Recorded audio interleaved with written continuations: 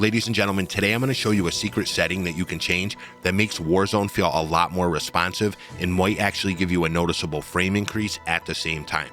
Ever since Warzone 2 came out, I think I've spent more time trying to find ways to make the game feel better than I have actually playing the game. I've watched all the videos, changed all the settings, went back and forth on the settings probably 20-30 times over, and nothing I did really made a huge difference in how this game feels. I even upgraded my computer significantly from a 2060 Super with an old i7 to a 3090 with a Ryzen 9 5900X, went from 16 gigabytes of RAM to 32, and I even overclocked my CPU and RAM. Even after all that, the game still felt like I was playing underwater. It felt sluggish, slow, and the frames that I was getting in game felt terrible for such a high-end system. Well, the other day when I was trying to yet again find another combination of settings that might work, I accidentally stumbled on a new setting in the game files, and when I changed it, it actually for the first time made a massive difference in how this game feels.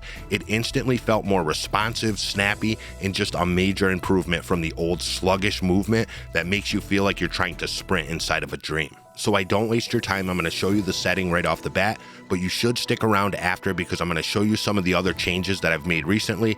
That way there, if you're not seeing an improvement, you can change the other settings as well, so you have the exact combination of settings that I'm currently using. Now, just so you know, this is not about the thread count setting that everybody's made videos about, showing you how to half your cores. I will go over that after in case you haven't done it yet, but this is about a new memory setting I've never seen before. I haven't seen any videos on it, and I'm pretty sure it's a new setting, or at least it's in a new spot, and hopefully it works for you like it did for me and the couple of friends that I've showed as well. Now you're going to want to go down to the yellow folder at the bottom of your desktop, click it, go to where it says Documents. Next you want to click the folder that says Call of Duty, click Players, and then find the document that says options.3.cod22cst. It should be the second one down. Make sure you click the right one. Some say BR, that's not the one you want. Once you find it, you want to double click it and you want to open it up using Notepad or something similar. Once you're inside, you're going to see a ton of different settings. Anytime you're going to make changes in here, you should take a second and take a screenshot of all of them. That way there, if anything feels worse, you can always come back in and you'll remember what to switch it back to. For this specific setting, you want to scroll all the way to the bottom to the very last setting that says set a target fraction of your PC's video memory to be used by the game. Now, when I first saw this setting, for me it was set to 0.9, and that's probably because in the in-game settings I have the video memory scale set to 90. When my friend changed his was 0.7 because in-game he had his set to 70.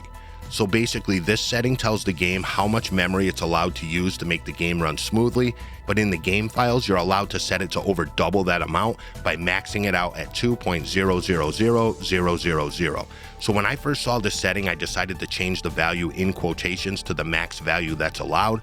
So for me, I just changed the 0 to a 2 and the 9 to a 0, but really all you have to do is just copy the max value and then paste it in between the quotations. Now, mind you, I have a 3090 with 24 gigabytes of VRam and I have 32 gigabytes of regular RAM, but when I maxed this setting out, I instantly felt a major improvement in responsiveness. Now, my two friends that I showed, they also maxed it out and they both said it was a major improvement. My one friend is on a 2070 with an older Ryzen 5 and 16 gigabytes of RAM. He said it felt 100 times better once he changed the setting. You can always just experiment and see what feels best, but if you're running at least a 20 series graphics card and you have the standard 16 gigabytes or higher of RAM, I highly recommend you try maxing it out and see if you feel a difference. Like I said before, both my friends instantly felt a difference in game, and out of all the settings that I tried, this felt the best. There's also programs that you can run that'll lower the total background memory being used while you're playing, freeing up memory that can be utilized by the game. The one that I use is the Omen Gaming Hub. You can get it in the Microsoft Store. I plan on making a video about it soon. It's got a lot of nice features that can increase total game performance. Now, the only other setting I want to talk about on this page today is the one right above it. It says thread count for handling the job queue. A lot of people made videos on this, and this setting tells the game the total number of cores to use for processing. Most people agree that for gaming, you should use half the total number of your cores. That way there, it makes it easier for the graphics card to communicate with the CPU, and it keeps the game running on your fastest cores. So in theory, whatever the total number of cores your system has, you want to cut that number in half and write it in between the parentheses. For me, my system has 12 cores, so the number should be 6, but after trying out a bunch of different numbers, I found that 8 feels the best for my system. You can experiment as well, just don't go below half. If you only have a total number of 4, I'd suggest trying 3, seeing how it feels. If you have anything less, I'd probably just leave it how it is. Once you're done making changes in here, you just want to go back to where it says File and click Save. You should probably relaunch your game once you're done as well. Hopefully this helps you. Honestly, out of all the different things that I've tried over the past few months, the memory setting has made the most noticeable difference. Now, if for some reason you're not seeing any improvement, I'm going to quickly go over some of the other settings that I have. That way there you'll be able to maximize your chances of making this game feel better. Now, first off, the other day I upgraded to the newest Nvidia Game Ready driver, version 531.41. It came out 3/23/23, and I have to say this is honestly the best driver for Warzone I've felt so far. It actually gave me a minor frame increase, like 10 to 15%. I ended up downloading it the same day I changed the memory settings, so I can't say for sure if it was just the driver. It could have been a combination of the two. As for the other PC settings, I have game mode turned on, Call of Duty set to high performance under the graphics tab, use the option that has your GPU listed, and I also have don't use optimizations for Windows games checked as well. This might only be for Windows 11, I'm not completely sure, and if Call of Duty isn't listed, you're just going to have to search for it. Next, under the default graphics settings, I have both hardware accelerated GPU scheduling and optimizations for windowed games both set to off. I went back and forth on hardware acceleration a bunch of times, and for me it just feels like I have less input lag with it off. Most videos I've watched say for some reason this game just runs better with it off, and I definitely agree, at least for Windows 11.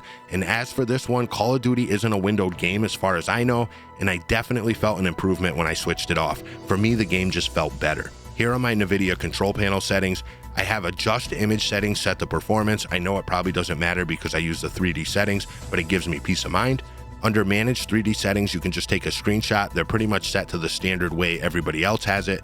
The only thing is with low latency mode, I recently turned it back to on from ultra. I don't know what it is about the ultra setting, but anytime I try to use it, it makes my character feel like he's trying to move around in mud. It just feels sluggish and less responsive. It was the same way when I tried using it in Caldera. You definitely want low latency mode on. You just might want to try not using ultra and see how it feels. As for the rest of the settings, just make sure you copy them exactly. You always want high performance and maximum performance, except this one here, I always just keep it on auto. For configure surround physics, I also keep that on auto. To be honest, I don't know much about this. It's something I'm gonna have to look into. I'm not even sure if this is something COD utilizes. Resolution, make sure it's on your monitor's max resolution and make sure it's set under PC. I use Nvidia color settings instead of default, and then under desktop color settings, this is how I have it set up. Now, I am going to make a separate video going over my advanced Nvidia settings using Nvidia Profile Inspector. There's one setting in particular called rebar that could really give you a nice performance increase.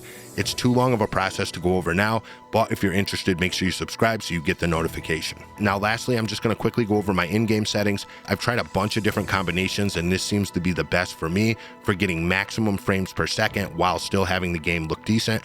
I do stream over on Twitch, so I still need the game to look good. To be honest, in this section, I don't see much of a change in FPS when I mess with these, but I do see a big quality difference when I start switching between them. It doesn't matter if I use Nvidia image scaling, AMD, or Fidelity FX Cast, my frames always stay right around the same range.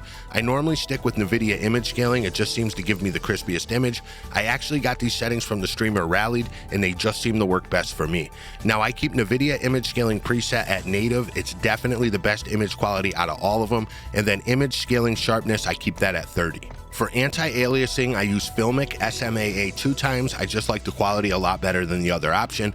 Anti-aliasing quality normal, and then video memory scale 90. This is the same setting from earlier. If you want, you could just set it to 90 and then go back in the game files and max it out at 2. Texture resolution normal since I have a 3090, but if you're on a lower end system, you can go with low. There's very little difference in quality. Texture filtering anisotropic, I have that at normal. Nearby level of detail high, distant level of detail high, clutter draw distance long, particle quality high, particle quality level low. This can impact your frames. Bullet impacts on, persistent damage layers off, shader quality low. That's important because if you have the other settings set to where it's stored in your memory, you won't have to worry about this. Tessellation off, terrain memory max because you want to store everything in the virtual memory. You don't want to have to go to the RAM. On-demand texture streaming off, that's important. Streaming quality low, volumetric quality low, deferred physics quality off, and water caustics off. Both of those can have a big impact on your frames. Shadow map resolution very low because that can impact your frames. I really don't care how the shadows look. Screen space shadows off. Spot shadow quality low, and then spot cache ultra. That's very important because it's like the terrain memory. You're storing it for the VRAM. Particle lighting low. Ambient inclusion off. Screen reflections off. Static reflection quality high, it just gives it a better image. Weather grid volumes off. Nvidia reflex low latency on plus boost, that's very important, especially if you're on a lower end system with a lower CPU. Depth of field off. World motion blur off. Weapon motion blur off, and film grain 0. Field of view 119, because I see people are saying that if you keep it on 119 as opposed to 120, you get better aim assist. I don't know how true it is. I'm going to test it later today. ADS field of view, you want to keep that unaffected. That's very important for controlling recoil. And then the only other thing you want to do is go to interface, and you want to make sure your color customization is at filter 2 and both. And then if you want, you can change your enemy to bright pink. It makes them a lot easier to see. Also, if you go to world intensity and interface intensity, you want to max that out at 100 because it gives it the brightest colors. Well, hopefully this helps you out and it makes the game feel a little bit better, not as sluggish. I know the overall nature of this game is just slow. Hopefully that changes in the future, and hopefully the devs have gotten the message that a certain level of competitiveness is crucial in Call of Duty. If you found this video helpful, drop a like, follow me over on Twitter to stay up to date on everything Warzone 2, and subscribe to the YouTube channel for more short, straight to the point videos like this. I'll catch you next time, and if not, kick rocks. Peace. Kick rocks, biatch!